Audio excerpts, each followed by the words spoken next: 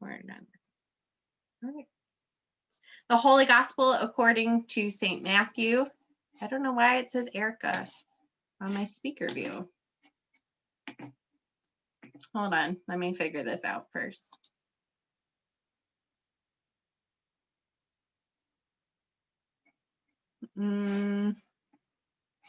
Okay, maybe it is only going to record Erica's name, but we'll see.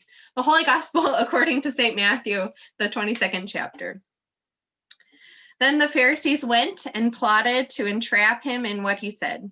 So they sent their disciples to him along with the Herodians, saying, "Teacher, we know that you are sincere and teach the way of God in accordance with truth and show deference to no one, for you do not regard people with partiality. Tell us then what you think.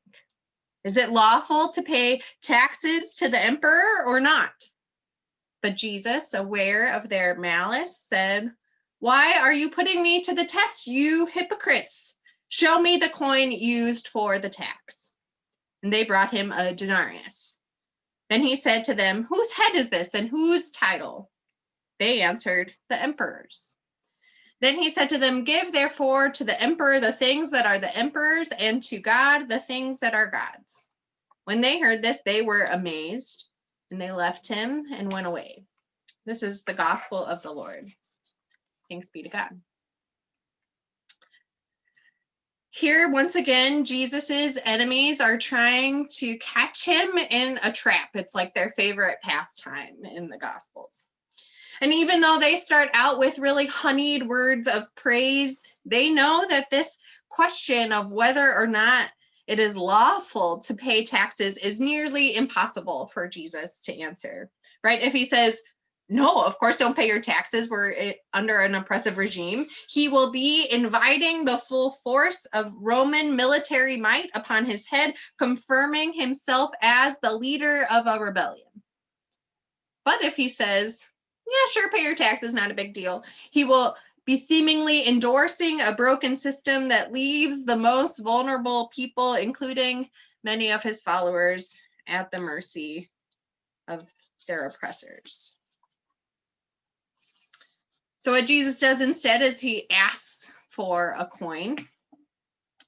Says, "Show me one of these things that are used to pay taxes." What I have never actually comprehended before reading this story this time was that the act of having to ask for a coin meant that Jesus doesn't have one on him. Asking for a coin shows that Jesus himself was not a participant in the Roman tax economy, which shouldn't be a surprise because the story, at least as Matthew tells it, comes on the Monday of Holy Week, the day after Jesus has marched into Jerusalem as a king counter to the Roman Empire, the day after he has cleansed the temple of money changers, declaring that God's house would not be a place where the economy of the world would have any power.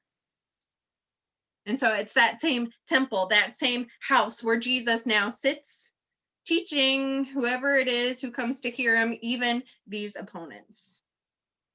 He has proven that he does not need Roman money to provide for what he needs, that he is purely a participant in God's economy.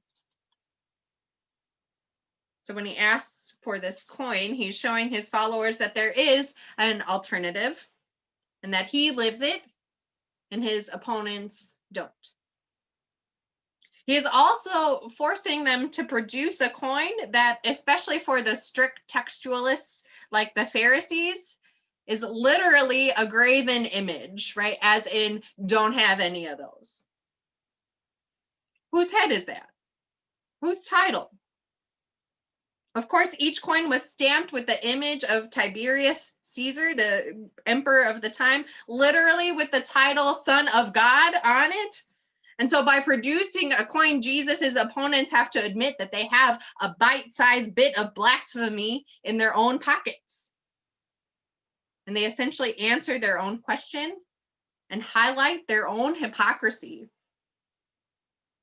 Because of course they know as well as anyone that there is something inherently at odds with the will of God when we participate in a system that breaks the commandment with every coin. But Jesus doesn't further shame them. There is a touch of realism in the conclusion that he draws. Give to the emperor what is the emperor's, and give to God what is God's. Not everyone is able to live completely off the economic grid and rely solely on the hospitality of strangers as Jesus did. And certainly such disengagement with the world has only gotten harder in 2,000 years since Matthew wrote this story. Unfortunately, what is of Caesar and what is of God can be pretty hard to discern and disentangle. And as we live in 2020 and prepare to participate in a broken political and economic system as citizens and voters, I know many of us are going to Jesus with a question not meant for entrapment, but actually for real, genuine understanding. Jesus, how on earth can we be good citizens and good people of faith? We ask this because it feels like we're stuck in a trap ourselves. We know that our system is broken. We know that it leaves out the most vulnerable that we know we're supposed to care about. But disengaging entirely means giving up the albeit little power we have to enact any sort of change. And frankly, for too long in this country, there has been loud voices proclaiming that there is only one way to be faithfully Christian and American. And too many of us find that way antithetical to both identities. So what do we do?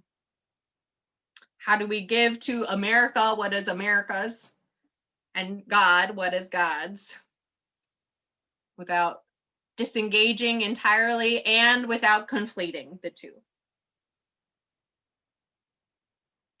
We turn to Jesus's words, which are not, I repeat, not some early pseudo-Jeffersonian call for separation of church and state. I know it's been interpreted like that, but that's not what's happening here. Jesus is asking his opponents and his followers to really deeply think about the things that bear the emperor's image and the things that bear God's image. Sure, perhaps our money or our ballots bear the names and images of leaders that we choose for our country. But they are also realistically simply the tools we have on this side of God's ultimate reign to live out our faith. So whenever we engage with the things of empire, we also have to ask, what are the things of God? We have these things that bear Caesar's image. What bears God's image?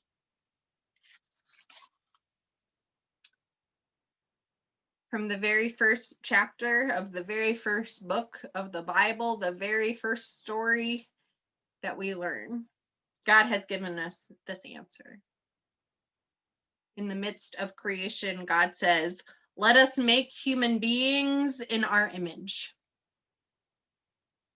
Side note, if you ever think about what pronouns God has chosen for God's self, it is obviously a first person plural. So just something to think about. But from the foundations of creation, God has declared that human beings are the ones that bear the image of God. What God requires of us then is to care about those who bear God's image, our neighbors, our fellow human beings. It is that image that supersedes any allegiance to any empire, any ruler, any party. When push comes to shove, we give to God what is God's when we care about what God cares about. And so in this time, in this season, in this, yes, election, which should be what is first and foremost on the minds of any who are looking to balance this duty of citizenship with a faith in Jesus, is this question: how can we use the tools at our disposal in an imperfect system to show that we care about what God cares about? Not in some like advance the kingdom of God at all costs, right, that others might claim, but in a way that really follows Jesus's example, that rejects false dichotomies, that calls out heresy and hypocrisy, that is willing to go all the way to the cross out of deep love for those that God loves. So yes, make sure you are registered to vote. Tomorrow is the deadline here in Pennsylvania, so if you haven't already, you have a day to do that. Do that so you can give your vote. But when you do, think about what you can give to God and to the humanity and world that God so loves. Give not only your vote, but your voice and your action, so that even in the shadow of the empire, the work and the justice of and the love of God can become a little bit clearer to all who need to see it. Amen.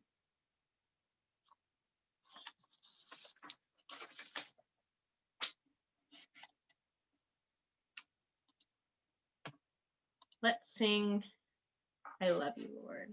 Hold on one second.